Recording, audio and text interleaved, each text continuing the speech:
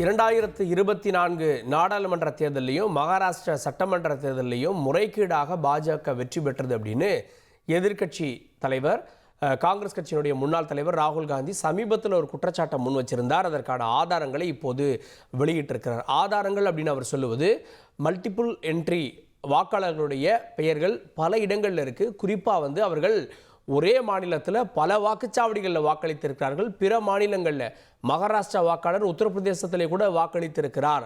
இதை கடந்த 6 மாதங்களாக நாங்கள் ரிசர்ச் செய்து 32 பேர் கொண்ட குழுவை அமைத்து இண்டிவிஜுவலாக, அதாவது இந்த பேப்பர்கள்லாம் எடுத்து, இந்த வாக்காளர் பட்டியல் எடுத்து, இதை மெஷின் மூலமாக கம்ப்யூட்டர் மூலமாக ரீட் செய்ய முடியாத ஆவணங்களாக இதை தேர்தல் ஆணையம் கொடுக்குது. நாங்கள் அதனால் இதனை ஒவ்வொரு தனி ஆளாக மேனுவலாக இதை சரிபார்த்திருக்கிறோம். இதில் பல உதாரணங்கள் அவர் வெளியிட்டிருக்கிறார். Duplicate voters, fake and invalid addresses, bulk voters in single addresses, invalid photos, misuse of form 6 அப்படின்ற பல பிரிவுகளில் இந்த முறைகேடு, இந்த மோசடி நடைபெற்றிருப்பதாக ராகுல் காந்தி பரபரப்பு குற்றச்சாட்டுகளை முன்வைத்து வருகிறார். அதில் தொகுதி வாரியாக 2024 பெங்களூரு சென்ட்ரல் தொகுதியில் நாங்கள் எப்படி தோற்றோம், அதில் ஒரு குறிப்பிட்ட சட்டமன்ற தொகுதியில் எவ்வளவு வாக்கள் வித்தியாசமானது, எவ்வளவு வாக்காளர்கள் சேர்க்கப்பட்டாங்க அப்படின்ற விஷயங்கள்லாம் குறிப்பிட்டார். நாங்கள் இப்போவும் சொல்கிறோம், உறுதியாக சொல்கிறோம், மகாராஷ்டிரா தேர்தலில் நடைபெற்றது ஒரு முறைகேடு, நாங்கள் வெற்றி பெற்றோம் அப்படின்னு ராகுல் காந்தி கூறியிருக்கார். மேலும் இந்த ஆதாரங்களை வெளியிட்டு வருகிறார். பல புகைப்படங்கள், அவர்களுடைய எண்கள் உள்ளிட்ட விவரங்களை, குறிப்பாக அந்த அடுக்கி வைக்கப்பட்டிருக்கக்கூடிய ஆவணங்கள் 7 அடிக்கு வருது பாருங்கன்ற அந்த புகைப்பட காட்சியும் கூட அவர் வெளியிட்டு ஒவ்வொன்றாகவே அவர் பிரசன்டேஷன் செய்து வருகிறார். அதனுடைய பிரீஃபிங்கை நம்ம பார்த்துட்டு இருக்கோம்.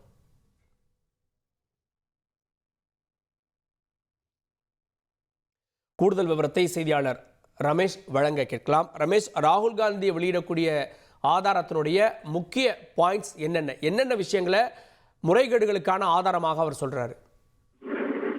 அதாவது தேர்தலை திருட பாஜகவுடன் தேர்தல் ஆணையம் கூட்டு சதி செய்கிறது என்கிற மிக முக்கியமான ஒரு குற்றச்சாட்டை ராகுல் காந்தி முன்வைத்திருக்கிறார்.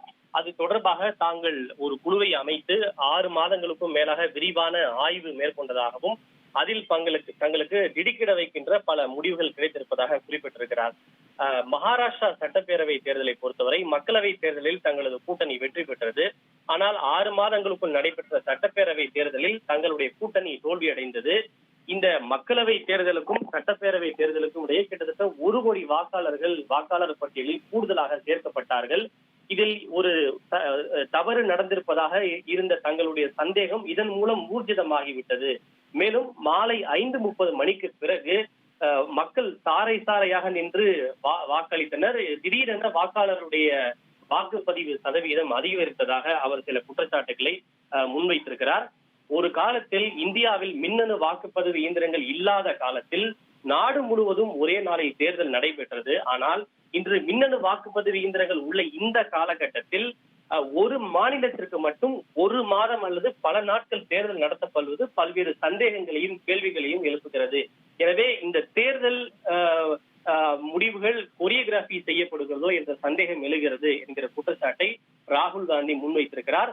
மகாராஷ்டிரா சட்டப்பேரவை தேர்தலின் முடிவுகள் மூலம் தேர்தலில் முறைகேடு செய்யப்படுகிறது என்கிற தங்களுடைய சந்தேகம் உறுதி செய்யப்பட்டிருப்பதாகவும் மகாராஷ்டிரா தேர்தல் முடிவுகள் திருடப்பட்டிருக்கிறது என்பதை தாங்கள் உறுதியாக நம்புவதாகவும் ராகுல் காந்தி தெரிவித்திருக்கிறார். அதற்கு தங்களிடம் 100% உறுதியான ஆதாரங்கள் இருக்கிறது என்றும் அவர் குறிப்பிட்டிருக்கிறார்.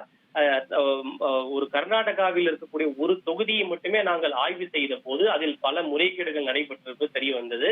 குறிப்பாக ஒரு வாக்காளர்கள் ஒரு மாநிலத்தில் இருக்கக்கூடிய பல்வேறு வாக்குச்சாவடிகளில் வாக்களிப்பதோடு மட்டுமல்லாமல் அதே நபர் உத்தரப்பிரதேசம், ஹரியானா உள்ளிட்ட பல்வேறு மாநிலங்களில் இருக்கக்கூடிய வாக்குச்சாவடி மையங்களிலும் வாக்களிக்கிறார்கள். இது போன்று கிட்டத்தட்ட 11,000க்கும் மேற்பட்ட போலி வாக்காளர்கள் சேர்க்கப்பட்டு அவர்கள் பல்வேறு மாநில தேர்தல்களில் வாக்களிக்க அனுமதிக்கப்படுவதாகவும், எனவே தேர்தல் ஆணையம் பாஜகவோடு கூட்டு சதி செய்து கொண்டு ரமேஷ் தொடர்ந்து இணைப்பிலே இருங்க. இனி செல்லும் இடமெல்லாம் செய்தி.